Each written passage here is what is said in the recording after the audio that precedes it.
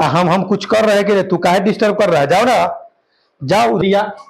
अभी कांच उम्र था ना बचवा के, 11 बरस कोई उम्र होता है? 11 बरस का लड़का तो मुंह ने धोता है वहां, है ना? यार चढ़ाओ दट वीडियो बनाए थे तो इनका दोनों भाई जाओ जाओ, तो वीडियो बन रहा था, हल्ला कर रहा है दोनों भाई। क्या क्या कर रहा है रे? नहीं बनाने देगा वीडियो का, जाओ अभी नहीं जा, मारे लगाऊंगे, चुपचाप बैठो नहीं तो। जय हिंद साथियों, तो कैसे हैं? चलिए आशा करता हूं कि अच्छे होंगे, जहां एकदम मस्त होंगे, तंदुरुस्त होंगे। ओके, तो आइए आज के इस वीडियो में हम लोग देखने वाले हैं मोहम्मद बाबर से संबंधित उन सभी बातों को, ठीक ना, जो आगामी जितने भी एग्जामिनेशन होगा उसमें क्या होगा कि इससे रिलेटेड अगर क्वेश्चन पूछेगा तो एक भी क्वेश्चन आपका छूटने नहीं जा रहा है। ओके, तो आइए बिना देर किए हुए इस वीडियो को शुरू करते हैं, ठीक है? और ये जीके वाले भैया जी पर आपका स्वागत है, वेलकम है, ठीक है? मोहम्मद बाबर, ये हैं, आप इनको देख रहे हैं, ये है मोहम्मद बाबर, है ना पुष्कर? ये है मोहम्मद बाबर, ठीक ना? इनके पूरे नाम की अगर बात किया जाए मेरे भाई, तो ये है जहीरुद्दीन मोहम्मद बाबर, जो बाबर से ही फेमस है, ठीक है? जन्म की बात कहा जाए तो 14 फरवरी, भारत में वैलेंटाइन डे मनाता है लोग, लेकिन अब जब से पुलवामा हमला हुआ 14 फरवरी को, उस टाइम से उस दिन समझ लीजिए ब्लैक डे के रूप में मनाया जाने लगा, है ना? ये व्यक्ति भी 14 फरवरी को ही जन्मे थे, ठीक ना? 1483 साल था, 1483।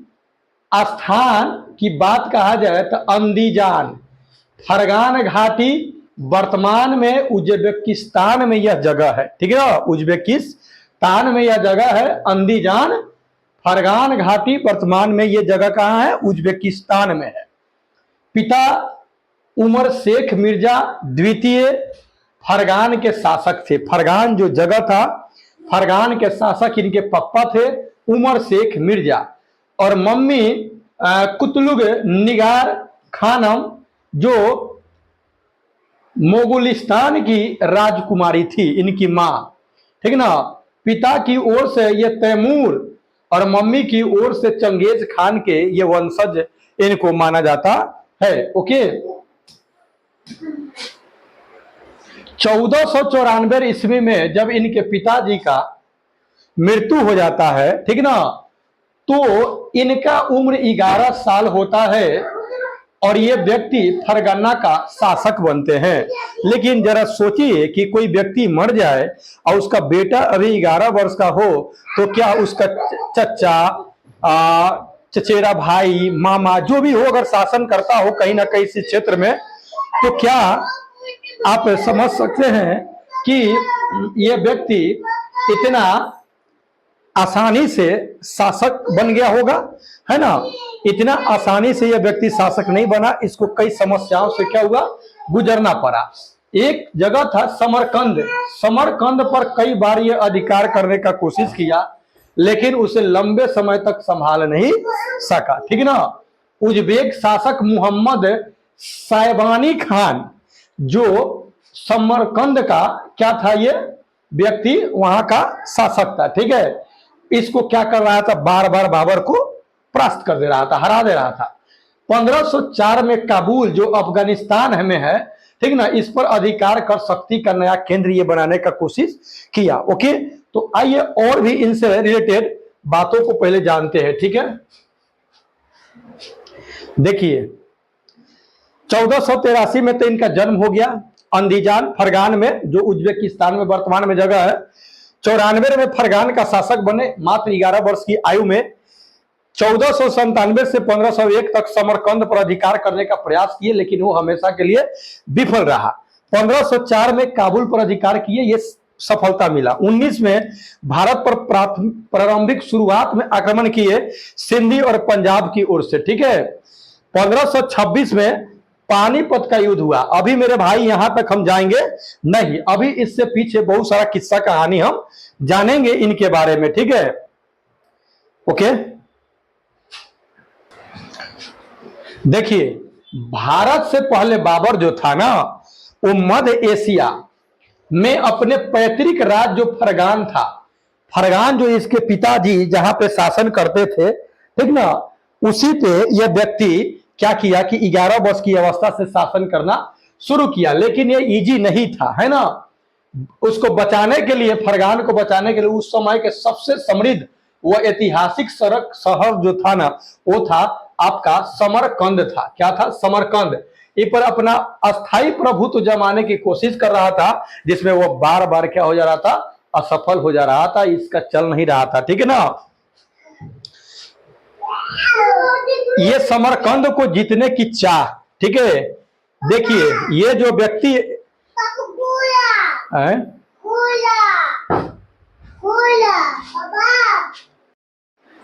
समरकंद को ये जीतने का प्रयास व्यक्ति, ठीक है, समरकंद को जीतने का चक्कर में बाबर ने अपनी पैतृक रियासत जो था ना, ये फरगान जो था, फरगान, ये फरगान को गंवा बैठा, ठीक ना।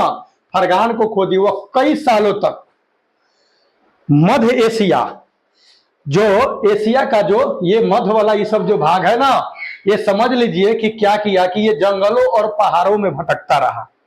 हार गया तो क्या हुआ? जंगल और पहाड़ में भटकता रहा, पैतृक संपत्ति खो दिया। अभी कांच उम्र था ना बचवा के, 11 वर्ष कोई उम्र होता है? 11 वर्ष का लड़का तो मुंह ने धोता है ना। आई व्यक्ति क्या बन गया था? राजा बन गया था, है ना।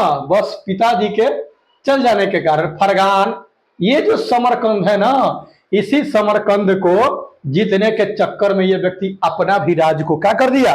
गंवा बैठा था। उज्बेक, अफगानिस्तान, इससे होते हुए ये भारत पहुंचा था, है ना। तो भारत में अभी हम नहीं एंट्री मारेंगे, अभी बहुत सारी बातों को जानेंगे, ठीक ना।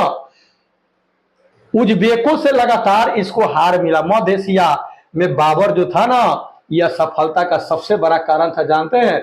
शाहबानी खान जो था ना, इसके नेतृत्व वाले शक्तिशाली उज्बेक था, ठीक ना। उसके पास पावरफुल उज्बेक था। उज्बेकों की मजबूत सैन्य शक्ति के सामने बाबर टिक नहीं पा रहा था, जेकरा कारण क्या हुआ कि ये व्यक्ति जो समरकंद था इस पर अधिकार नहीं कर पाया, है ना। अब ये देखिए काबुल की ओर रुख किया, देखा कि दाल गलने वाला नहीं है, तो काबुल की ओर रुख किया। मध्य एशिया में पूरी तरह असफल होने के बाद ये बाबर मध्य एशिया में पूरा तरह से क्या हो गया? असफल हो गया। तब दक्षिण का रुख किया, ठीक ना। किधर रुख किया? दक्षिण का रुख किया। 1504 ईस्वी में काबुल, जो अफगानिस्तान की राजधानी भी है काबुल, ठीक ना, उस पर अधिकार कर लिया, ठीक। काबुल को ही आधार बनाकर बाद में उसने भारत पर आक्रमण करने की योजना बनाई। जब एक वो काबुल पर जब अधिकार कर लिया ना, तब बुझा कि अब थोड़ा उसको पॉजिटिव थिंकिंग आया कि नहीं अब कुछ कर सकते हैं, ठीक है। आइए और भी हम जानते हैं। यही व्यक्ति है शाहबानी खान उज्बेक, ठीक ना, जो बाबर को चलने नहीं दिया। बार बार बाबर को क्या किया? परास्त कर दे रहा था, ठीक ना। बार बार बाबर को क्या किया? परास्त कर दिया।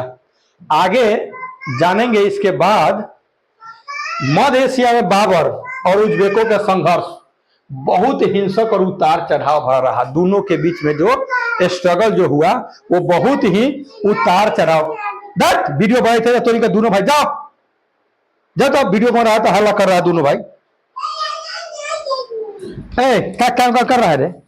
नहीं बनाने देगा वीडियो का, जाओ अभी नहीं जा, मारे लगाऊंगे।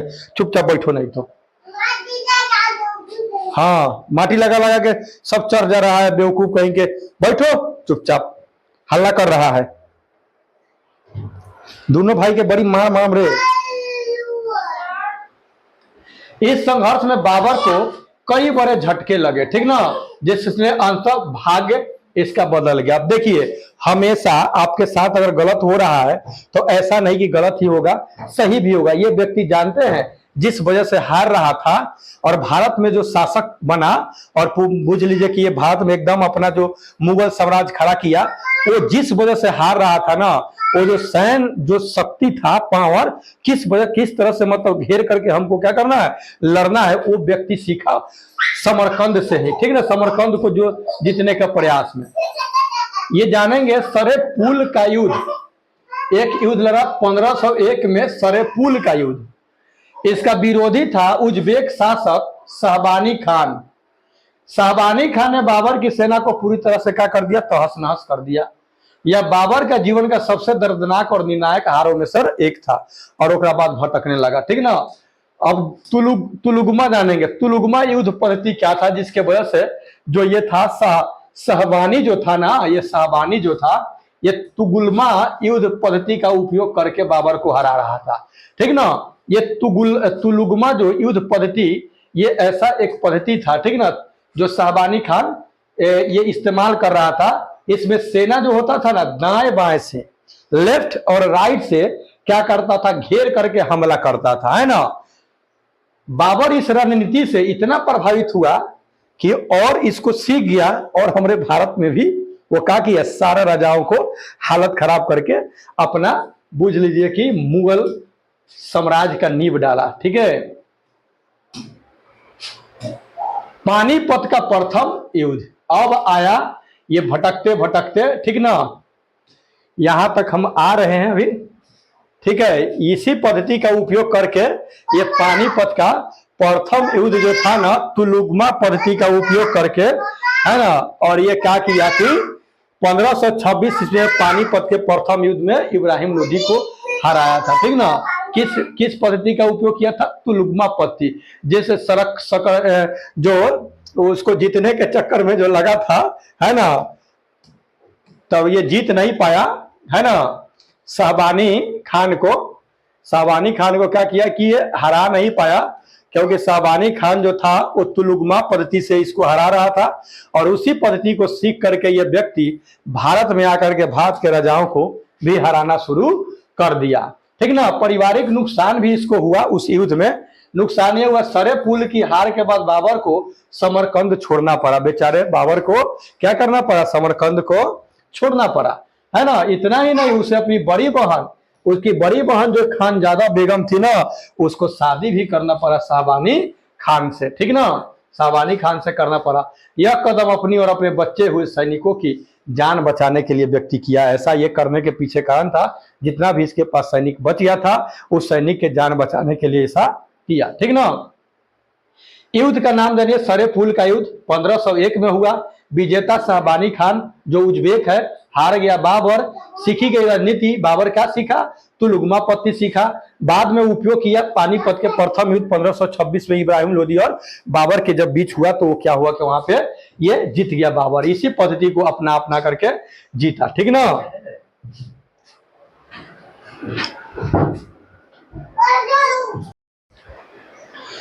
अब देखिए ये व्यक्ति क्या किया, अब अक्सी का युद्ध लड़ा, ठीक ना। ये अक्सी का जो युद्ध लड़ा 1502 में लड़ा।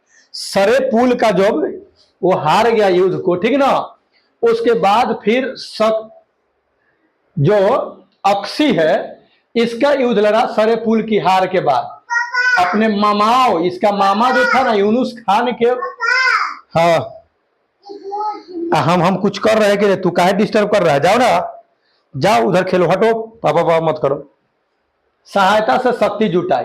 उज्बेकों ने बाबर और उसके मामाओं की संयुक्त सेना को फिर से पराजित कर दिया। लेकिन देखिए ये पूरा कोशिश कर लिया मेरे भाई, ठीक है, पूरा कोशिश किया लेकिन इसका चला उला नहीं, ठीक ना, ये हारते ही गया। बाबर को फिर से भागना पड़ा और उसकी स्थिति क्या हो गई, कमजोर हो गई। अब भटकने का दौर देखिए, बाबर जो था बेचारा, ये क्या हुआ कि अक्सी की हार के बाद पूरी तरह से यह बेघर हो गया। बाबरनामा जो इनका आत्मकथा है, इसके अनुसार यह उसके जीवन का सबसे कठिन समय था जब ये हारा, ये सब हारा युद्ध तो, ठीक ना। पहनने के लिए अच्छे कपड़े और रहने के लिए घर भी नहीं था इसके पास। केवल कुछ वफादार साथियों का साथ पहाड़ों में छिप करके ये जीवन बिताया करता था, ठीक है। कुल ए मलिक का युद्ध 1504 ईस्वी में काबुल जीतने के बाद बाबर ने 1511 से 12 के बीच समरकंद वापस पाने की फिर कोशिश करने लगा। फिर से समरकंद मतलब जिद ठान लिया था, बार बार जा रहा था, बार बार हार रहा था, है ना। उसमें इसका मदद किया था ईरान की सफेद शासक जो शाह इस्माइल था, वो मदद किया था, ठीक ना। उज्बेक नेता उबैदुल्लाह खान जो था, फिर इसको हरा दिया, है ना। शुरुआत में समरकंद पर कब्जा करने के बाद कुल ए मलिक के युद्ध में उज्बेकों को फिर से करारी हार मिली। इस हार के साथ ही बाबर का मध्य एशिया, समरकंद और फरगान को वापस पाने का सपना हमेशा के लिए क्या हो गया, टूट गया। अब इसको लगा कि नहीं, अब मेरे भाई कहीं दूसर जगह भाग आजमाया जाए।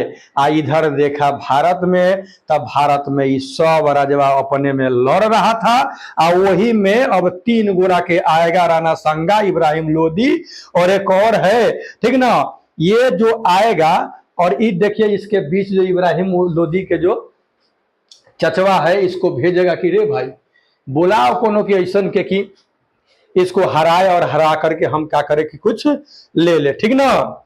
यही से क्या हुआ कि बाबर ने भारत की ओर अपना मार्ग को मोड़ लिया।